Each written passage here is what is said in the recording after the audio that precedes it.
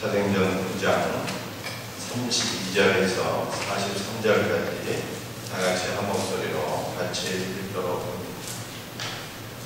그때 베드로가 사방으로 돌아 다니다가 루다에 사는 성도들에게도 내려갔더니 거기서 에니아라는 사람을 만나매 그는 중풍병으로 침상 위에 누운 지 8해라. 베드로가 이르되 아나니야 에니아야, 예수 그리스도께서 너를 낫게 하시니 일어나 내 자리를 정돈하라 한데 곧 일어나니 루다와 사론에 사는 사람들이 다 그를 보고 주께로 돌아오니라. 요바에 다비다라 하는 제자가 있으니 그 이름을 번역하면 도루가라. 선행과 구제하는 일이 심히 많더니 그때 병들어 죽음의 시체를 씻어 다락에 누이니라. 루다가 요바에서 가까운지라. 제자들이 베드로가 거기 있음을 듣고 두 사람을 보내어 지체 말고 와달라고 간청하여 베드로가 일어나 그들과 함께 가서 이르매 그들이 내리고 다락방에 올라가니 모든 과부가 베드로 곁에 서서 굴며 도로가가 그들과 함께 있을 때 지은 속옷과 겉옷을 다 내보이거늘 베드로가 사람을 다 내보내고 무릎을 꿇고 기도하고 돌이켜 시체를 향하여 다비다야 일어나라 하니 그가 눈을 떠 베드로를 보고 일어나 앉는지라. 베드로가 손을 내밀어 일으키고 성도들과 과부들을 불러들여 그가 살아난 것을 보이니 온 요파 사람이 알고 아는 사람이 주를 믿더라. 베드로가 요파에 여러 날 있어 시몬이라 무두장이의 집에서 머무니라. 할렐루야. 추석 명절을 맞이해서 다들 바쁘실 터인데 이렇게 하나님 앞에 나와서 예배를 드리는 우리 성도들 머리 위에 가정 위에 주님의 사랑과 은혜가 충만하게 임하기를 주님의 이름으로 축원합니다. 사도행전에는 두 가지 중요한 회심 사건이 기록되어 있습니다. 회심이라고 하는 것은 쉽게 말해서 예수님을 믿고 구원받았다는 거예요. 사도행전에 기록된 중요한 두 가지 회심 사건 중 하나는 이방인을 위한 사도로 부름받은 사울의 기둥입니다. 사도행전 9장에 기록되어 있고요. 또 하나의 회심 사건은 이방인 최초로 기독교 신자가 된 고넬료의 회심입니다. 이 고넬료의 회심은 사도행전 10장에 기록되어 있습니다. 그런데 이 두 가지 회심 사건 사이에 오늘 본문에 나타난 중풍병자 에니아가 회심을 받고 또 다비다가 죽었다가 다시 살아난 사건이 기록되어 있습니다. 이방인 고넬료의 회심은 베드로의 전도를 통해서 이루어졌습니다. 베드로는 루다와 요바에서 에니아를 치료하고 다비다를 살린 후 가이사라로 가서 고넬료에게 복음을 증거함으로 이방인 선교의 문을 여는 역사의 주인공이 되었습니다. 여러분, 이 루다나 요바는요, 제가 오늘 지도를 보여드리지 않겠습니다. 여러분들이 지명을 잠깐 설명을 해드리게 되면요, 이 지역은 다 팔레스타인 안에 있는 지명입니다. 이스라엘 안에 있는 지역들입니다. 예루살렘을 기준으로 해서요, 북서쪽으로 이 루다라고 하는 곳이 있고요. 이 루다에서 조금 더 서쪽으로 가게 되면 지중해가 나오게 되는데 그 지중해 연안에 있는 도시가 바로 요바인 것입니다. 그래서 이 베드로가 루다에서는 중풍병자 에니아를 치료하고 그 다음에 요바로 가서 다비다를 살린 것을 오늘 본문이 우리에게 말씀하고 있습니다. 사도행전 8장 1절을 보면 사도 베드로는 예루살렘 교회에 핍박이 일어날 때는요, 교회를 떠나지 않고 그 자리를 굳건히 지켰습니다. 그러나 9장 31절에 이르러서 온 유대가 평안하게 되자 베드로는 예루살렘 교회를 떠나서 사방으로 돌아다니며 순회 전도자의 삶을 살았습니다. 그러다가 루다에 이르러 성도들의 가정을 신방하다가 거기에서 중풍병자 에니아를 만났습니다. 애니아는 중풍병으로 자리를 보존한 지 8년이 된 환자였습니다. 베드로는 예수님의 이름으로 애니아에게 치료를 명했습니다. 애니아야, 일어나서 내 자리를 충전하라. 그러자 애니아가 그 자리에서 일어나서 병을 고침하게 되었습니다. 우리 교회에는 질병으로 고통당하는 분들이 여러 분 계십니다.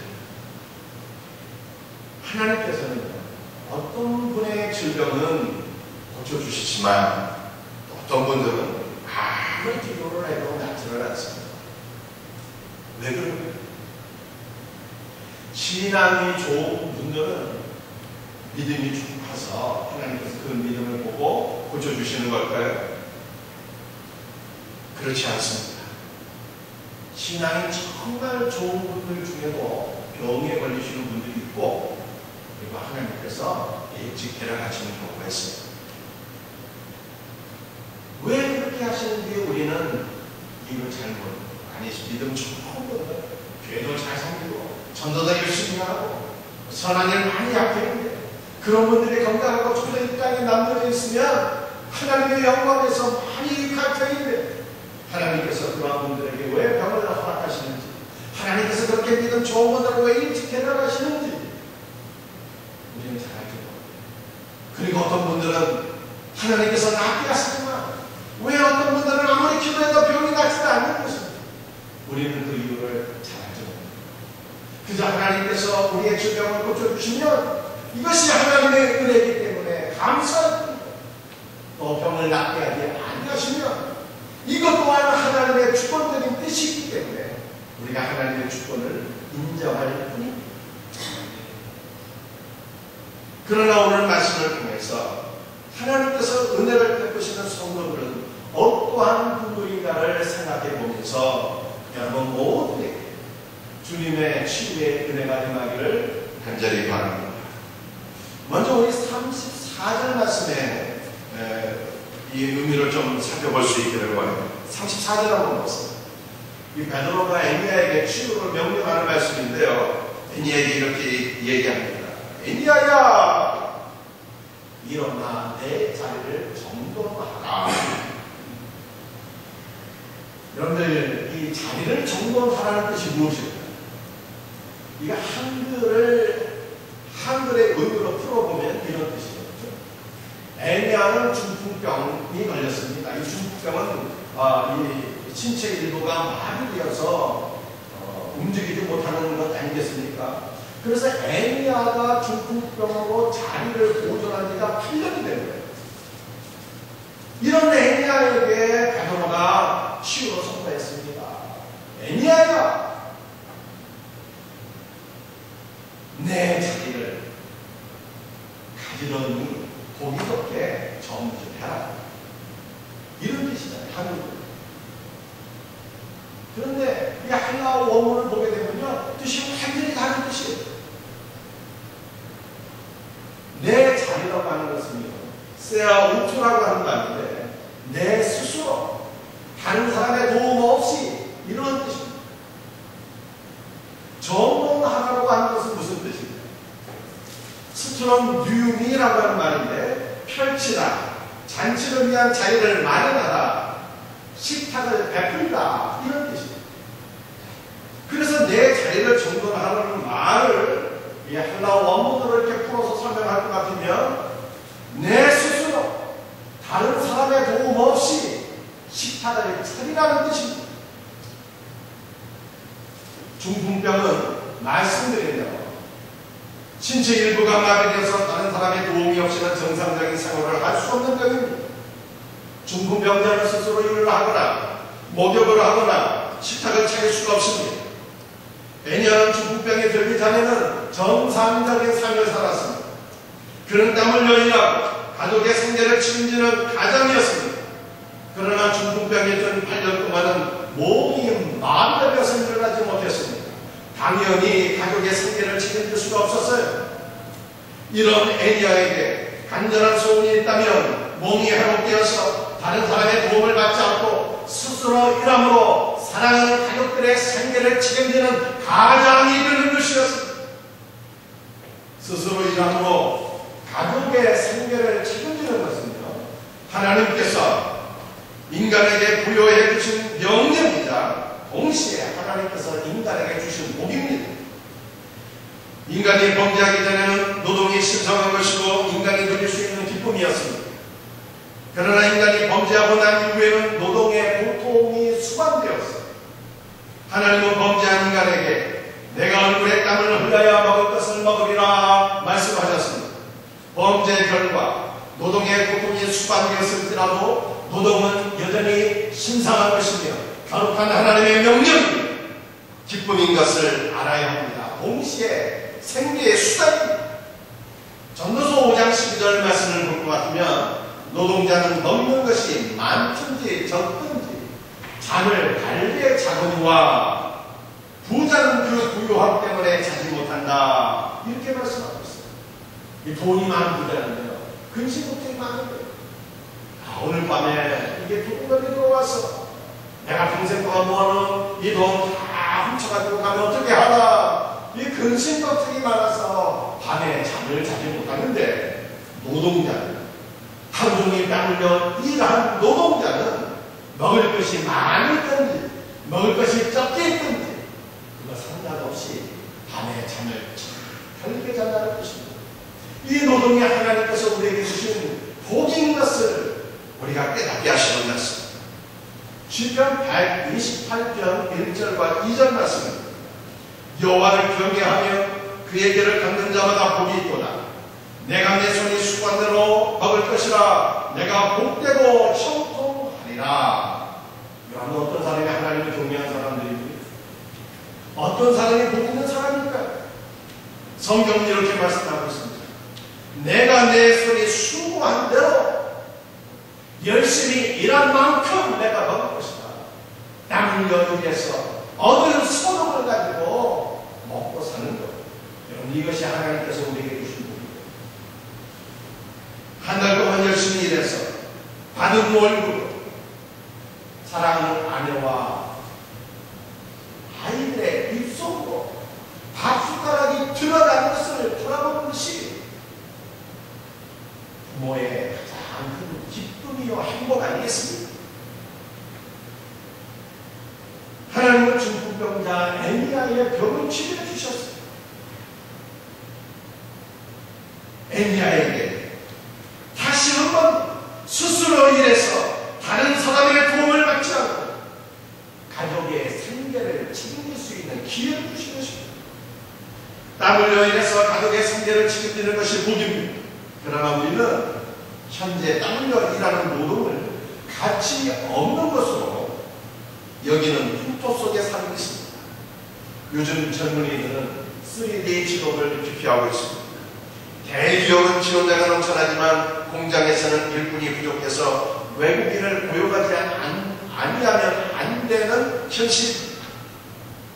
많은 사람들이 열심히 일하고 그 결과로 먹고 사는 것을 만족하지 않고 주식에 투자를 합니다. 부동산에 투자를 합니다. 로또 복권을 사서 일확천금을 얻는 현상에 사로잡혀 있습니다. 공무원들이나 사회적으로 지위가 높은 분들은 자신의 지위를 이용해서 부를 축적하는 것을 당연시하고 있습니다. 그러나 성경은 땀 흘려 일하는 것을 신성한 것으로 여기는 반면에 불로소득을 인정하지 않습니다. 하나님은 근건 절약하고 노동하여 가족의 생계를 유지하는 것을 귀하게 보시는 분. 선진국에서는 군인들이 전쟁터에 나가서 싸우다가 전사하거나 팔다리가 잘려서 불구자가 되어 돌아오게 되면 그들은 어떻게 되죠? 국가의 영웅으로 대접합니다. 그렇다면 이 사회에서 작게는 가정에서 진정한 영웅은 어떤 사람입니까? 한평생 가족을 위해서 땀을 흘려 일하고 퇴직하시는 분입니다. 그러나 우리 사회는 이런 분들을 귀하게 여기지 않습니다. 가정이나 사회에서 퇴행을 취급합니다. 그러나 이런 분들이야말로 정말 존경을 받을 만한 분들입니다. 남편이든 아내든 일평생이나 퇴직하는 그날 가족들이 어떻게 해야 되나? 내가 생각할 때는 일어나서 기립박수를 퇴직하는 아버지를 안아주면서 사랑을 고백하고 감사함을 고백하고 존경을 표시해요. 하나님께서는 이렇게 땀 흘려 일해서 가족의 생계를 책임지는 자들을 귀하게 여기신다고 오늘 성경이 말씀하고 있습니다. 베니아가 치료를 받은 사건과 다비다가 살아난 것은 분명히 다른 사건이지만 우리에게 동일한 교훈을 주고 있습니다. 다비다는요, 아람어식 이름이에요. 다비다를 보르가라고도 하는데 보르가는요, 헬라식입니다. 이 다비다의 이런 뜻이 뭔가 하면 가재. 여러분 가재를 아시죠?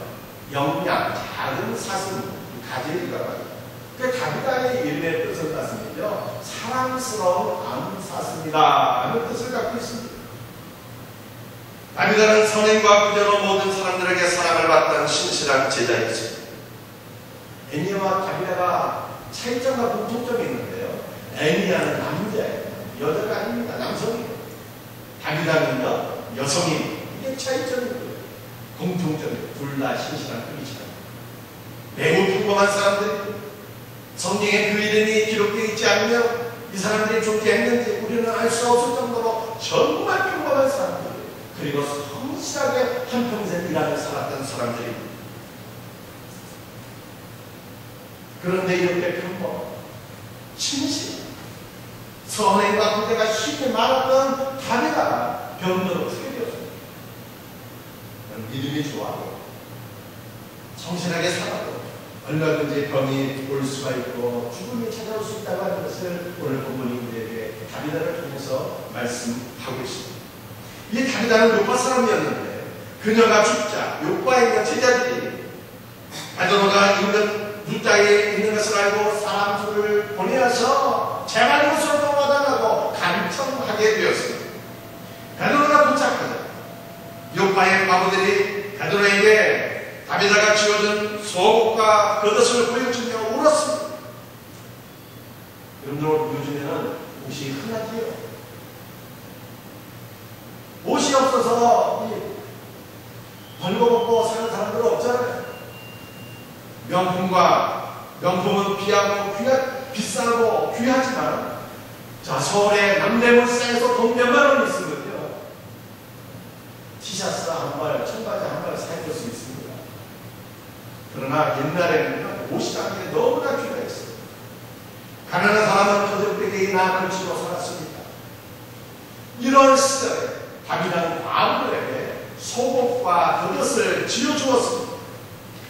유대인들에게 겉옷은 특별한 의미가 있는 옷입니다. 유대인의 겉옷에는 옷단속이 달려있는데 이것은 그 옷을 입은 사람이 하나님을 경외하는 신자임을 보여주는 외적인 표시였습니다. 다비다는 이렇게 귀한 옷을 가부들에게 지어주는 선행과 구제가 심히 많았습니다. 여러분, 이 다비다의 이런 구제는 말이죠, 단순한 공정이나 선행이 아니었습니다. 다비다가 베푼 이러한 구제는 하나님의 사랑을 보여주는 거예요. 다비다는 하나님의 사랑과 긍휼히 여기심을 본인이 직접 경험하고 하나님께서 나를 사랑해 주시고 긍휼을 베풀어 주신다. 그녀가 가난한 이들에게 옷을 지어주므로 주님의 사랑과 긍휼을 베푸는 삶을 살아.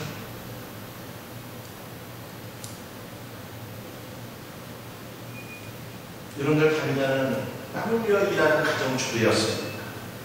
다비다가 바느질로 가족의 생계를 책임지는 직업 여성이었는지 아니면 전업주부였는지는 확실하지 않습니다.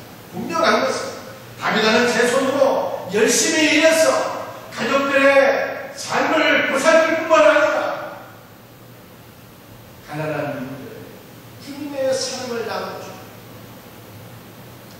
그러한 신실한 여성이었습니다.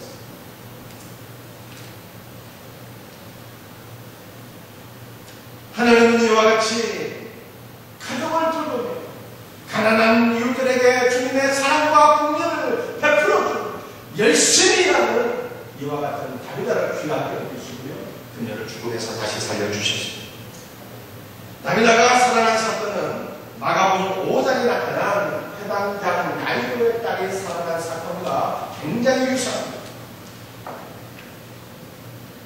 예수님은 해당장 야이로의 집에 도착했었을 때 집에서 통곡하는 사람들을 다 내보내셨습니다. 베드로도 요파 있는 다비다의 집에 가서 그 다비다의 집에서 울고 있는 사람들을 다 내보냈어요. 예수님은 해당장 야이로의 딸을 살리실 때 뭐라고 말씀하셨어요? 달리다 붐. 여러분들 이게 할아버지인데 달리다는 소녀야라는 뜻이에요. 붐은 일어나는 뜻이에요. 달리다 붐, 소녀야 일어나라! 예수님께서 명령하셨을 때 죽었던 해당장 야이로의 딸이 일어나게 됐어요. 여러분들 오늘 본문에 보게 되면 베드로가 다비다에게 명령합니다. 다비다야 일어나라! 이걸 아람으로 번역하게 되면 어떤 말이 될까요? 다비다 붐, 달리다 붐 하셨는데 예수님 베드로는 다비다 붐 하는 거예요. 얼마나 똑같은 말이에요. 여러분들 이 말씀, 이 사건을 통해서 우리가 깨닫게 돼요. 베드로가 하나님 일이거든요. 주님을 굉장히 닮았다고 합니다. 이 사건, 베드로가 다비다를 살린 사건은요, 베드로가 예수님의 제자인 것을 보여주는 사건입니다. 그리고 다비다가 죽었다가 다시 살아난 사건은 사실은 베드로가 다비다를 치료한 것이 아니라 베드로 배우겠어. 예수님께서 그 전능하신 능력으로 이 다비다를 살려주신 것을 보여주는 사건. 그리고 이 사건은 예수님께서 일평생 땀 흘려 일하면서 사랑과 이 긍휼을 이웃들에게 베풀며 살았던 다비다와 같은 믿음의 딸들을 우리 예수님께서 인정하시고 귀하게 여기신다는 뜻이 됩니다. 여러분 오늘 43절 말씀을 보세요. 베드로는 요파에서 다비다를 치료하고 난 이후에 여러 날 동안 시몬이라고 하는 무도장의 집에서 머물고 됩니다. 여러분 하늘에서 여러 날이라는 것은 며칠이에요? 수입 며칠이에요. 그런데 이 헬라어에서는 여러 날을 말씀드리죠. 히카노스 하메라라고 하는데 이것은요 며칠이 아니라 많은 날입니다. 베드로가 요파에서 많은 날을 머물렀습니다. 요파 어느 집에서 머물렀습니다? 무두장이 시몬의 집에서 머물렀습니다. 여러분 무두장이가 어떤 직업일까요?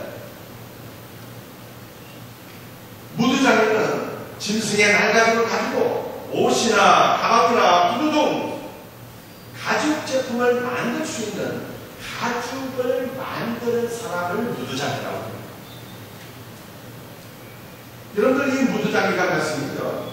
짐승의 날가죽으로 제품을 만들 수 있는 가죽을 만들기 위해서는 어떤 일을 해야 돼요? 먼저 짐승을 잡아야 되겠죠. 그리고 짐승의 가죽을 벗겨야 됩니다. 그리고 짐승의 가죽에 있는 털을 갖고 와야 돼요. 뿐만 아니라 그 짐승의 가죽에 붙어있던 핏기나 살점이나 그리고 짐승의 기름기나 다 제거해야 돼요. 그리고 이 가죽을 부드럽게 하기 위해서 여러분들 약품 처리까지 합니다. 이런 일을 하는 사람이 무두장이에요. 그런데 여러분들이 말씀드리죠. 지금 지중해 안에 있는 그 무두장의 시몬의 집에 여러분들이 노포를 하고 그 집 안으로 들어갔다고 한번 생각해 보세요. 여러분들이 아마 문을 여는 순간에 여러분들은 코를 막아야 돼요. 그 무두장의 집 안에서 풍겨 나오는 짐승의 가죽과 살과 그 기름덩이가 싸우는 냄새가 아마 코에 진동할 것입니다. 그런데 이러한 무두장의 집에서 베드로가 하루 이틀이 아니라 많은 날 동안 머물렀거든요. 이런데 베드로가 어떤 사람이에요? 베드로는 예루살렘의 최고 지도자입니다. 오늘날 따지고 보면 전 세계 교회를 이끄는 최고 지도자가 되는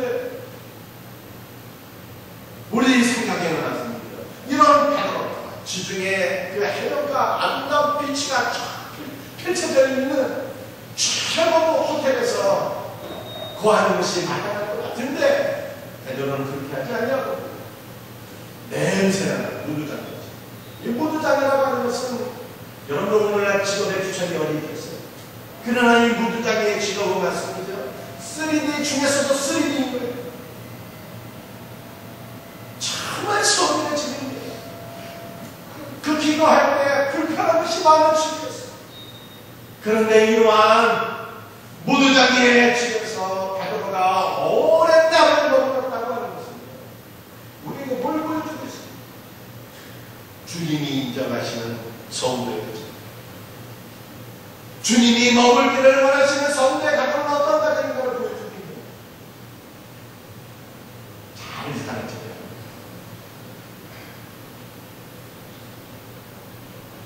호화로운 대문 같은 집이에요.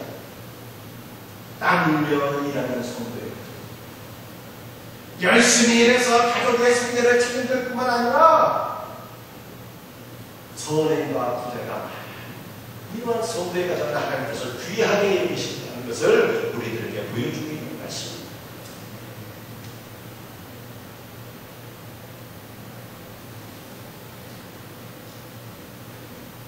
사랑하는 성도들이여, 여러분들이 무슨 위대한 사람이 되려고 하지 마세요. 사람이 높아지고 낮아지는 것은 하나님께 달린 일입니다.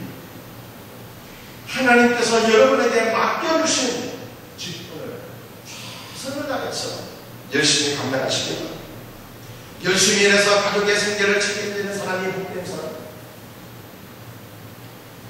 애니아가 그런 사람이었어요. 다윗은 한 걸음 더 나갔죠.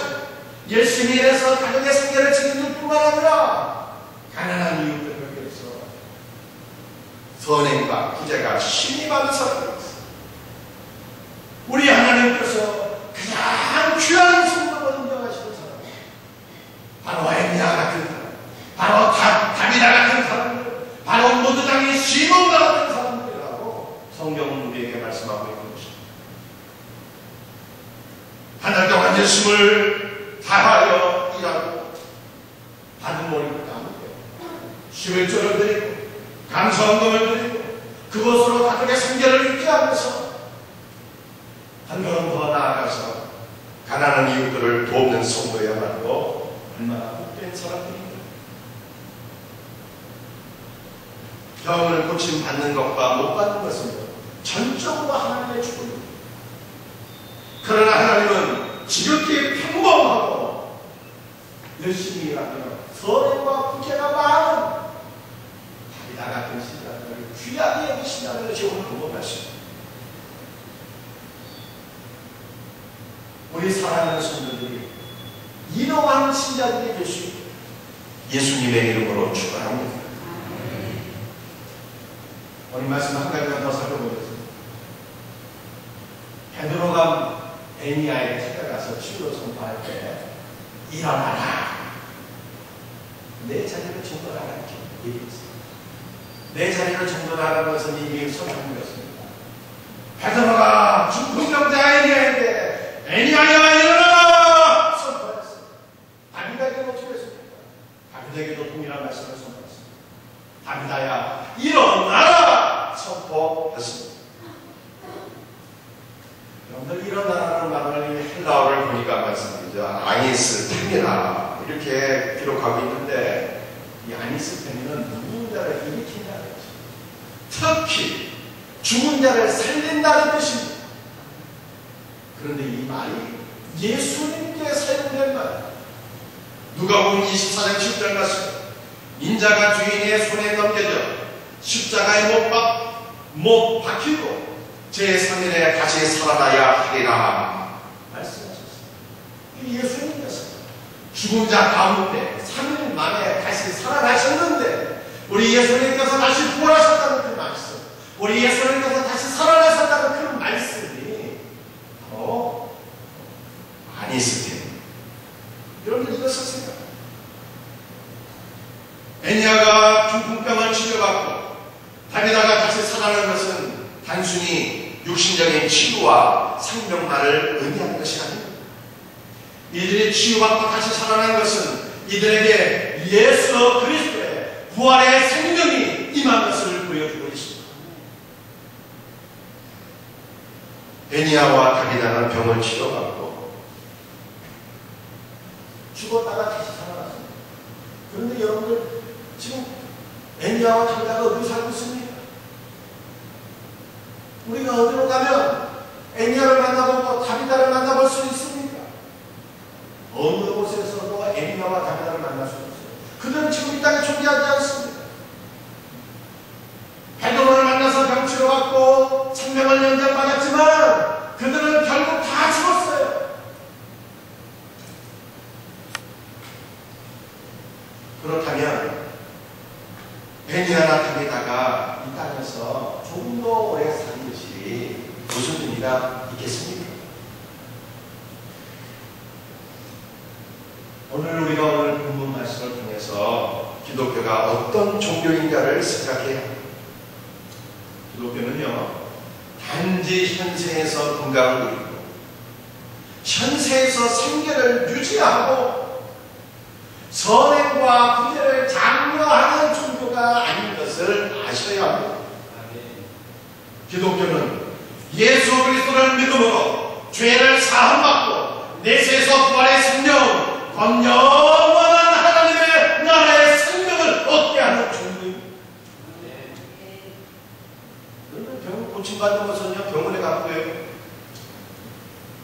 생계를 유지하고 선행과 구제를 실천하는 것도 예수님을 믿지 않아도 가능한 일입니다. 그러나 부활의 생명은 오직 예수님만에만 있는 거예요. 내가 곧 길이요 진리요 생명이니 누구든지 나로 말미암지 않고는 아버지께로 올 자가 없느니라 말씀하셨습니다. 내가 온 것은 양으로 생명을 얻게 하고 더 풍성히 얻게 하려 함이라 말씀하셨습니다. 예수님 안에만 부활의 생명이 있는 거예요. 그리고 예수님만 믿는 자들에게 부활의 생명을 주시는 분인 것을 믿으시길 바랍니다. 이 부활의 생명을 엘리야가 받고 다비다가 받았다는 거예요.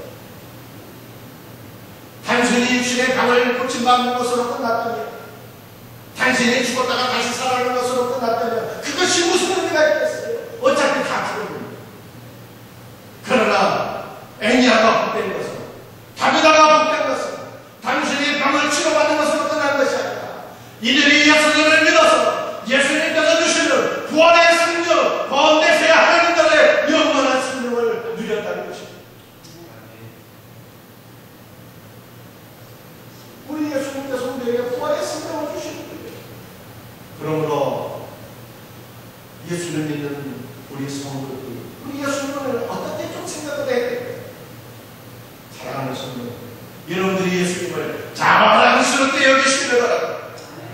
예수님은 창조주요, 우리의 유일한 구원자이고 여러분의 육신의 병을 치료해 주실 뿐만 아니라 여러분의 스스로 열심히 일해서 생계를 책임지고 선행과 구제의 힘쓰도록 은혜를 베푸시는 분일 뿐만 아니라 우리 예수님은 우리에게 부활의 생명, 내세의 하나님의 나라의 영원한 생명을 주시는 우리의 유일한 구원자이기 때문에 우리가 예수님을 자랑스럽게 생각해야 됩니다.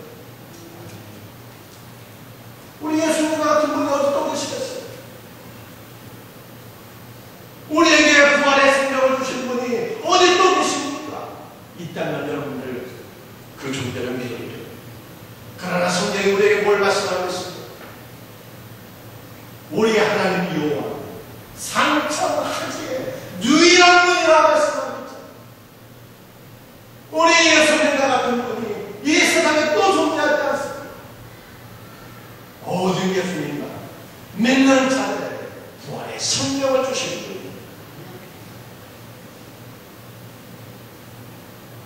엘리야가 베드로 만나서 주님의 능력으로 병을 고침받게 되었을 때에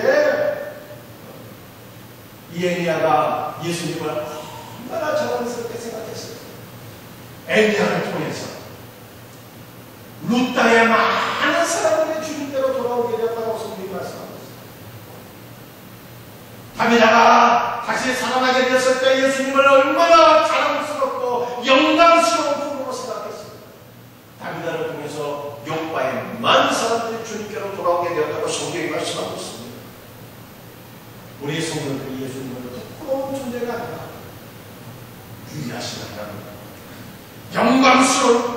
자랑스러운 분으로 여겨야 돼요. 그래서 여러분들이 입만 열면 예수님을 따라가고 입만 열면 예수님을 높이고 여러분의 삶을 이 땅에 많은 영혼들이 주님 앞으로 돌아오는 역사가 일어나게 되기를 예수님의 이름으로 축원합니다. 우리 다 같이 일어나셔서 찬송 노래를 부르시겠습니다.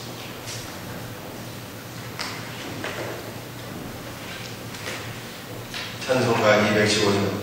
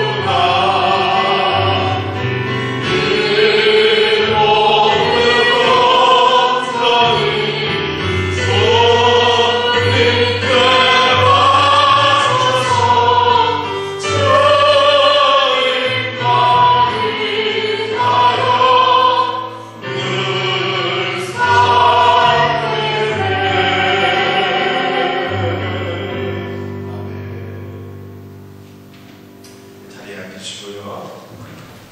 오늘 주신 말씀 붙잡고 합심으로 기도하겠습니다. 사랑하는 성도들이, 우리 하나님께서 우리에게 요구하시는 성도의 삶이 어려운 게 아니에요. 우리 성도들이 땀 흘려 일해서, 성실하게 일해서 가족의 생계를 지켜주고 가난한 이웃들을 위해서 선행과 구제를 베푸는 삶, 한 달 동안 열심히 일하면서 소득의 열의 하나를 하는데 가족의 생계를 지키고 한 걸음 더 나아가 주님의 사랑과 은혜를 실천하는 것, 여러분, 이것이 성도의 삶입니다. 우리 학생들에게 하나님께서 원하시는 삶은 뭘까요? 여러분이 지금은 공부하는 것 아닙니까? 여러분들이 최선을 다해서 열심히 공부하는 것입니다. 이것이 하나님께서 우리 학생들에게 원하는 삶입니다. 하나님, 내가 이러한 성도의 삶을 살게 하옵소서 기도하십니다. 하나님께서 우리에게 원하시는 삶은 단순히 열심히 일해서 생계를 짓는 것이 아니라 부활의 생명을 우리가 누리며 사는 것, 나에게 부활의 생명을 주신 우리 예수 그리스도의 은혜를 자랑스럽게 여기며 그 은혜를 증거하는, 여러분들, 이것이 성도의 삶입니다. 하나님, 내가 주님이 원하시는 성도의 삶을 살아가게 하옵소서. 오늘 주신 말씀 붙잡고 우리 다같이 주여 말해주며 간절한 마음으로 기도드리기를 원합니다. 주여,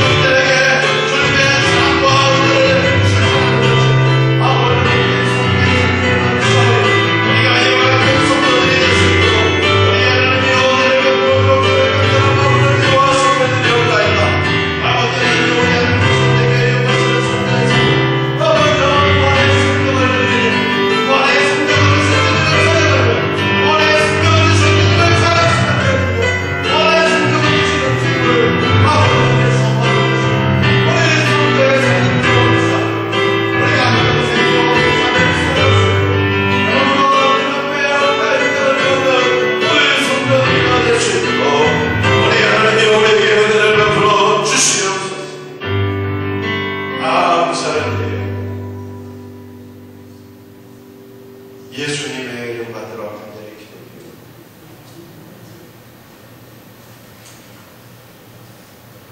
아버지 하나님, 오늘 본문 말씀을 통해서 하나님께서 기뻐하시며 은혜를 베풀어 주시며 인정하시는 성도는 어떠한 성도인가를 저희들이 깨닫게 되었습니다.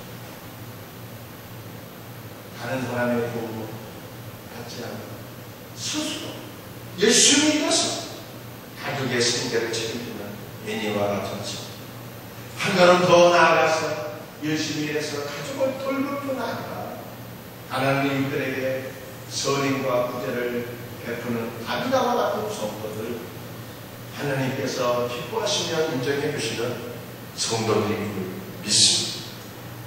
우리 사랑하는 성도들이 이와 같은 하나님께 인정받을 수 있는 복된 성도의 삶을 살아가기에 부족함이 없도록 주님, 우리의 삶을 붙잡아 주옵소서.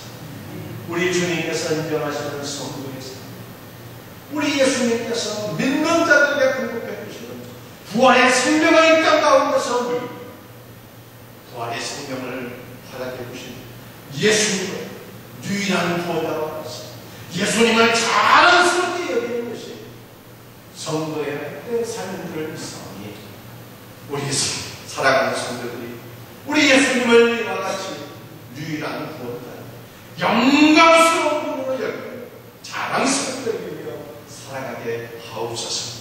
아버지 하나님, 오늘도 아버지 앞에 나와서 예배를 드리며 드리며 귀한 예물을 봉헌하오니 이 모든 예물들을 주님께서 귀하게 연락하여 주옵기를 간절히 기도합니다. 특별히 한 달 동안 땀 흘려 일한 것 가운데서 열의 하나를 구별하여 하나님께 드리는 성도의 귀한 예물을 주께서 드리게 하옵소서. 우리 하나님께서 약속하신 바와 같이 열의 하나를 구별하여 드리는 성도들에게 은혜를 베풀어 주세요. 하나님께서 허락하신 창고에 영육간에 좋은 것으로 차고 넘치게 하여 주옵소서. 이들의 가정과 직장과 사업장과 이들의 자손들이 세계의 열망 가운데 뛰어나서 하나님의 나라와 하나님의 영광에서 아름답고 귀하게 쓰임받게 하여 주옵소서. 감사를 드리는 자들에게 감사의 기쁨이 넘쳐나게 하시고 성교와 예물을 드리오니 땅까지 주의 복음에 증거되어서 많은 영혼들이 예수를 믿어 구원받게 하여 주옵시고 주정하고 세례음식 월드비전을 해서 자가사업을 해서 헌당을 해서 드려드리는 모든 예물들 하나님 나라를 위하여 아름답게 쓰임받게 하여 주옵소서. 모든 것을 감사하고 예수님의 이름 받들어 간절히 기도드립니다. 아멘.